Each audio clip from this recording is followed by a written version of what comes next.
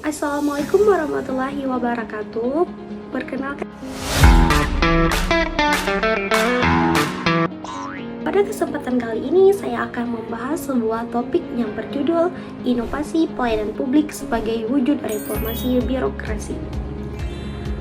Teman-teman, kita harus tahu birokrasi selama ini sering diasosiasikan dengan kesan berbelit-belit, lambat, dan kurang transparan. Padahal birokrasi seharusnya hadir untuk melayani, bukan dilayani. Sejak reformasi birokrasi digulirkan di Indonesia, salah satu fokus utamanya adalah memperbaiki kualitas pelayanan publik. Hal ini sejalan dengan amanat Perundang-Undangan Nomor 25 Tahun 2009 tentang pelayanan publik yang menegaskan bahwa negara wajib memberikan pelayanan yang berkualitas, cepat, murah, dan mudah diakses oleh masyarakat.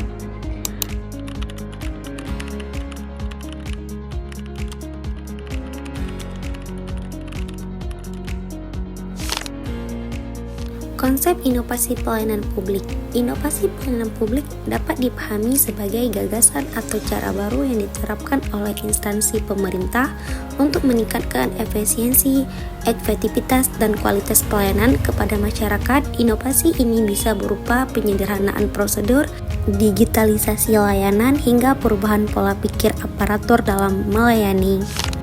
Beberapa kajian menegaskan bahwa reformasi birokrasi dan reformasi peranan publik sejatinya jalan beriringan, sebab pada akhirnya seluruh penyelenggaraan negara akan bermuara pada bagaimana masyarakat melayani secara cepat, mudah, dan dengan biaya yang wajar.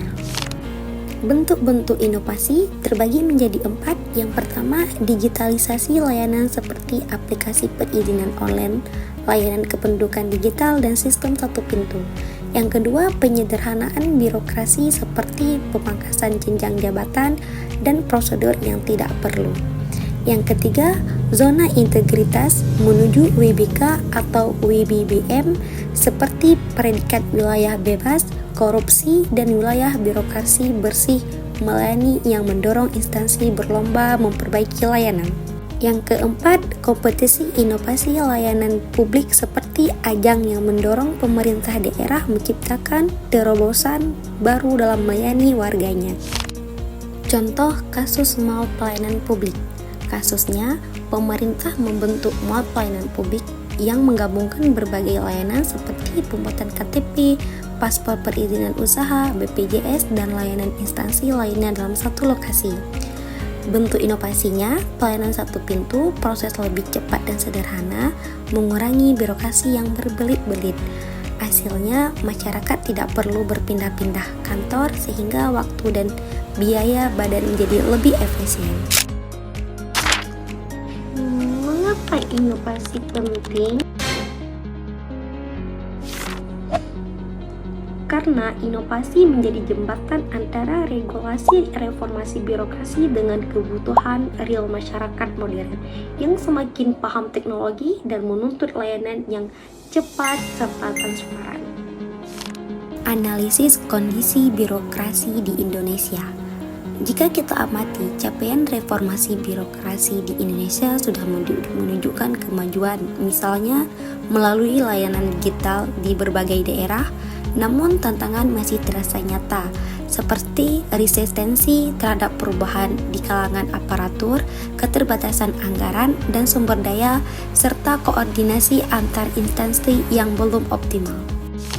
Selain itu, kesenjangan infrastruktur digital antar wilayah, terutama antar kota besar dan daerah terpencil, menjadi tantangan seperti tersendiri agar inovasi pelayanan tidak hanya dinikmati sebagian masyarakat saja. Artinya, inovasi tidak cukup hanya diciptakan, tetapi juga harus dipastikan pemerataannya agar reformasi birokrasi benar-benar dirasakan seluruh lapisan masyarakat, bukan hanya di pusat-pusat pemerintah. Dari pembahasan tadi dapat disimpulkan bahwa inovasi pelayanan publik bukan sekedar pelengkap, melainkan wujud nyata dari reformasi birokrasi. Tanpa inovasi, reformasi birokrasi hanya akan menjadi jargon administratif tanpa dampak yang dirasakan masyarakat. Beberapa rekomendasi yang bisa diusulkan, Yang pertama, memperkuat komitmen pimpinan instansi dalam mendorong budaya inovasi. Yang kedua, meningkatkan pemerataan infrastruktur digital hingga ke daerah. Yang ketiga, melibatkan masyarakat secara aktif mengevaluasi kualitas layanan publik. Demikian pemaparan saya mengenai inovasi pelayanan publik sebagai wujud reformasi birokrasi.